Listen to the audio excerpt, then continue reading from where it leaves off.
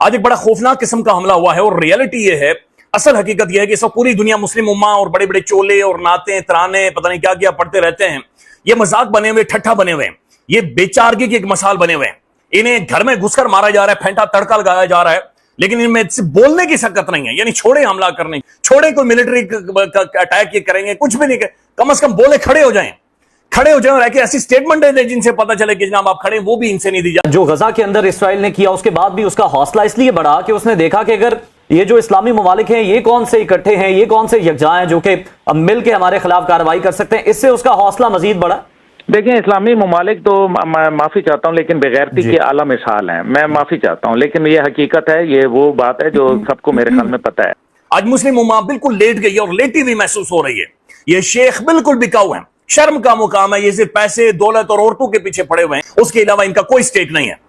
अगर इस्लामी ममालिक जो है वो इकट्ठे होते तो आज अगर अमेरिका और इसराइल मिलकर पॉलिसी बना सकते हैं, बरतानिया अमेरिका के साथ इसराइल के लिए खड़ा हो सकता है, तो मुसलमानों को कोई तकलीफ है कि वो गजा के लिए ना खड़े हों?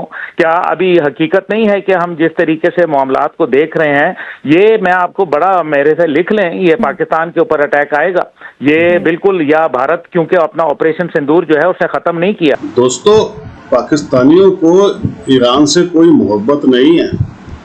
यही हमला अगर सऊदी अरब ने किया होता ना, तो ये सऊदी अरब के साथ खड़े होते, क्योंकि ईरान जो है वो एक शिया मुल्क है और आप जानते हैं पाकिस्तान के अंदर शिया को ये काफिर बोलते हैं। अच्छा, मजेदार बात ये है कि लड़ाई इजराइल और ईरान की हो रही है, लेकिन यहाँ भी इनको ऑपरेशन सिंदूर याद आ रहा है। आप देख रहे हैं इनको, और ऊपर से अब ये शेखों की बुराइयां कर रहे हैं। ये उन्हीं शेखों की बुराइयां कर रहे हैं जिनकी आज से सिर्फ 10 दिन पहले वो शहबाज शरीफ कह रहा था कि हमारे सबसे अच्छे दोस्त हैं। ये है दोस्तों इनकी असली, वो समझ में आती है कि कितने ये मतलब परस्त लोग हैं। ये आज अगर सऊदी अरब या यूएई इनको बुला के बोले ना, ये लोग पकड़ो $1 अरब, तो ये देखिए किस तरह उनके गुणगान गाएंगे। ये लोग हैं, ये इनकी सच्चाई दोस्तों ये खुद ही बता देते हैं कि ये कितने मतलब परस्त है पाकिस्तानी। पूरी वीडियो देखिएगा, आपको मजा आ जाएगा। दोस्तों, वीडियो पसंद आए तो वीडियो को लाइक कीजिएगा और चैनल को सब्सक्राइब जरूर कीजिएगा। Thank you. जो गजा के अंदर इसराइल ने किया, उसके बाद भी उसका हौसला इसलिए बढ़ा कि उसने देखा कि अगर ये जो इस्लामी ममालिक हैं, ये कौन से इकट्ठे हैं, ये कौन से यकजा हैं जो कि अब मिल के हमारे खिलाफ कार्रवाई कर सकते हैं, इससे उसका हौसला मजीद बढ़ा। देखिए, इस्लामी ममालिक तो मैं माफी चाहता हूँ, लेकिन बेगैरती की आला मिसाल है। मैं माफी चाहता हूँ, लेकिन ये हकीकत है, ये वो बात है जो सबको मेरे ख्याल में पता है। अगर इस्लामी ममालिक जो है वो इकट्ठे होते तो आज अगर अमेरिका और इसराइल मिलकर पॉलिसी बना सकते हैं, बरतानिया अमेरिका के साथ इसराइल के लिए खड़ा हो सकता है, तो मुसलमानों को कोई तकलीफ है कि वो गजा के लिए ना खड़े हों? क्या अभी हकीकत नहीं है कि हम जिस तरीके से मामलात को देख रहे हैं, ये मैं आपको बड़ा मेरे से लिख लें, ये पाकिस्तान के ऊपर अटैक आएगा, ये बिल्कुल, या भारत क्योंकि अपना ऑपरेशन सिंदूर जो है उसने खत्म नहीं किया। और जिस तरीके से आपने कहा कि इसराइल को हौसला मिला, तो क्या कश्मीर में जिस तरह से मजालिम जारी थे और जो आस पड़ोस के ममालिक के अंदर भारत की छेड़खानी जारी थी, जब वो कनाडा के अंदर जो है वो लोगों को कत्लेआम करवा रहा था, तो क्या उससे इंडिया का हौसला नहीं बना? हौसला मिला और उसके बाद उसने जो है वो ऑपरेशन सिंदूर के जरिए पाकिस्तान पर हमला किया। ये तो बड़ी वाज़ेह बात नजर आ रही है, लेकिन असल बात यह है कि जो हम पाकिस्तान है उनकी क्या पोजीशन होगी, क्योंकि पाकिस्तान ने तो वाज़ेह, देखिए अभी पाक भारत जंग के अंदर ईरान ने हमारा भरपूर साथ दिया और फिर हम लोग जो है हमारी क़यादत वहां गई भी। अब इस मामले के अंदर पाकिस्तान कैसे खड़ा होगा? भारतीय तौर पर क्या कर सकते हैं? जैसे कि हम कह रहे हैं कि जो इसराइल है उसकी जंगी कार्रवाइयों में मुसलसल इजाफा ही हो रहा है। हालांकि पूरी दुनिया जो है, जो मुहज़्ज़ब ममालिक हैं, वो तो नेतन्याहू के खिलाफ खुलकर बात कर रहे हैं, लेकिन अमली तौर पर नेतन्याहू के खिलाफ कुछ भी नहीं कर पा रहे। क्या ईरान सिफारती तौर पर बहुत कमजोर हो चुका है या अकेला हो चुका है? सिफारती सतह के ऊपर तो देखें कौन सा मुल्क है जो मां सवाए अमेरिका जिसके साथ खड़ा है, वही सिफारती तौर पर मजबूत है। बाकी तो कोई मुल्क सिफारती तौर के ऊपर, क्या पाकिस्तान के मामले पे देख लें आप, जो है क्लियर कंट्रीज हैं, और किसने अभी तक ये क्या किसी ने इंडिया को कुछ बोला? आप लोग जो है वो असल में ख्वाब खरगोश से पता नहीं कब बेदार होंगे कि जब वो आपके ऊपर पानी उन्होंने बंद कर दिया। वर्ल्ड बैंक ने कोई वार्निंग इशू की है भारत को कि आपने पाकिस्तान का पानी बंद करके जो है इंटरनेशनल कवानीन की और वर्ल्ड बैंक के कवानीन की खिलाफ वर्जी की? एक वार्निंग उन्होंने इशू नहीं की। ये आलमी कवानीन उनके साथ हैं जो बीबी जो इस टाइम पे ताकत जबरदस्त का ठेंगा सर के ऊपर, सीधी सी बात है। उन्होंने हमला किया है, वो मजीद हमले करेंगे। असल हकीकत यह है कि सब पूरी दुनिया मुस्लिम उम्मा और बड़े बड़े चोले और नाते तराने पता नहीं क्या क्या पढ़ते रहते हैं। ये मजाक बने हुए, ठट्ठा बने हुए हैं, ये बेचारगी की एक मिसाल बने हुए हैं।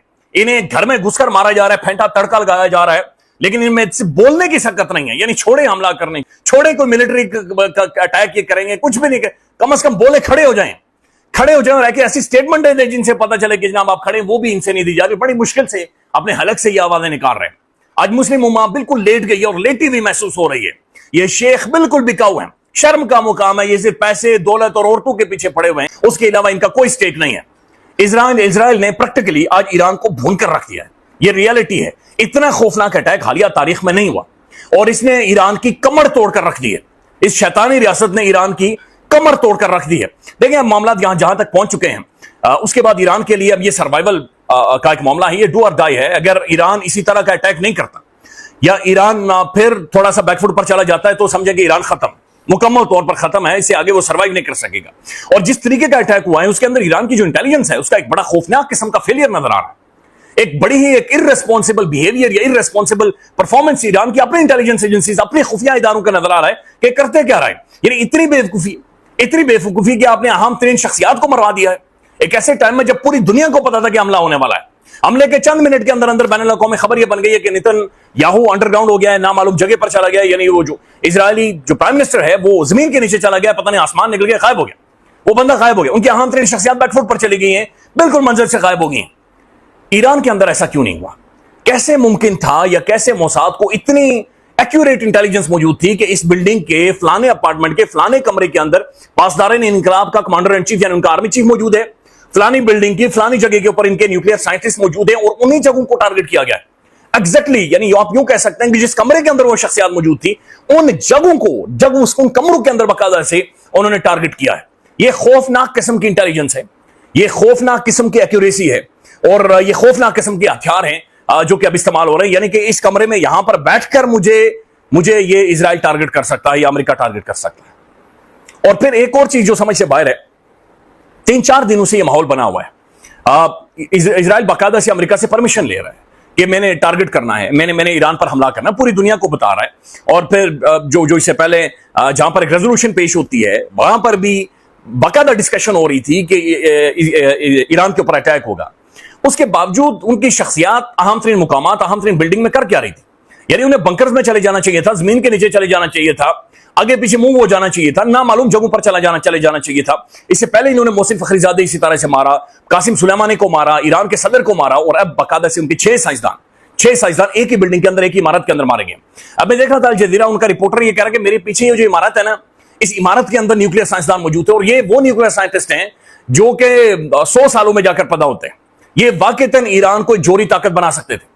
अब जो इजराइल का अटैक है, ना सिर्फ उसने शख्सियात को मारा है बल्कि 8 से 9 अहम तरीन जगहों को उसने ईरान के अंदर टारगेट किया है और वहां पर तबाही फैला दी है। उनकी जोरी तनसीबात, उनकी जो वापस हमला करने की कैपेसिटी थी, सलाहियत थी, उसे खत्म कर दिया। बल्कि बीबीसी जो रिपोर्ट कर रहा है, मैं आपके सामने रखता हूं चूंकि ये इस वक्त सबसे बड़ी खबर बनी हुई है।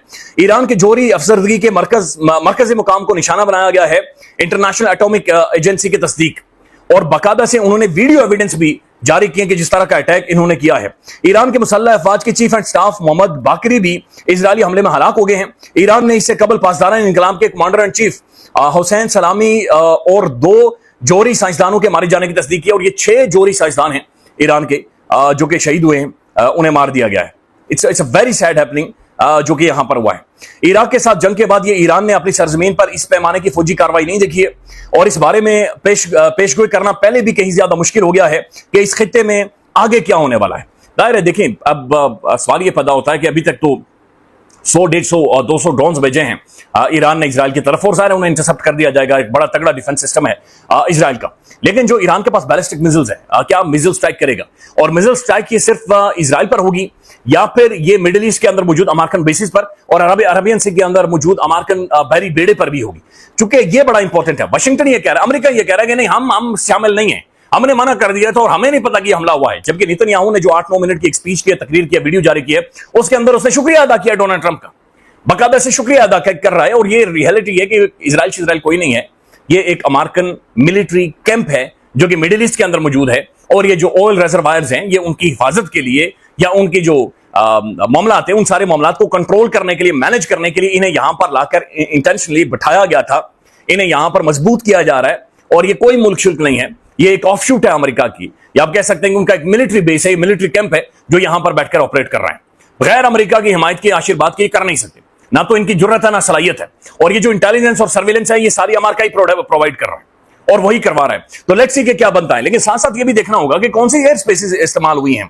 अब जो एयर स्पेस इस्तेमाल करके ये सारा टारगेट किया है, ये बड़ा खौफनाक है। और इसके अंदर नजर आ रहा है कि जो मुसलमान हैं ये बिल्कुल फारिग हैं और ये खुद सहूलतकारी कर रहे हैं।